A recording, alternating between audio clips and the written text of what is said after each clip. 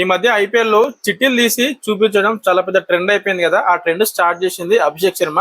And దాని తర్వాత Raghu Sharma and మొన్న ఉర్విల్ పటేల్ అండ్ నిన్న ఆకాశ్ సింగ్ వీళ్ళందరూ చిట్టీలు తీసి ఇట్లా చూపిస్తా ఉంటే ఆ ట్రెండ్ కాస్త రొటీన్ అయిపోయింది. అంత ఎక్సైట్మెంట్ ఉంటది. కానీ నిన్న ఆకాశ్ సింగ్ వేసిన బౌలింగ్ తోటి నిజంగా మిచెల్ మార్ష్ ఆడిన ఆటతోటి సిఎస్కే అయితే ఓడిపోయింది. అండ్ సిఎస్కే ఓడిపోవడంతో ఇప్పుడు జరగబోయే 2 మ్యాచ్లు ఖచ్చితంగా గెలవాల్సి వస్తుంది. అండ్ ఫస్ట్ మ్యాచ్ ఎస్ఆర్ఎస్ తో ఉంది అండ్ సెకండ్ జీటీతో ఉంది. మరి ఎట్లా గెలుస్తారో ఏమో మనకైతే తెలియదు. కానీ సిఎస్కే జరగబోయే 2 మ్యాచ్లు గెలిస్తేనే వాళ్ళు ప్లే ఆఫ్ కి క్వాలిఫికేషన్ ఎక్కువ ఉంటది. లేకపోతే చాలా చాలా చాలా కష్టం అయిపోతుంది సిఎస్కేకి. అండ్ జెమ్మీ ఓవర్టన్ లేని లోటు అయితే నిన్న కనిపించింది.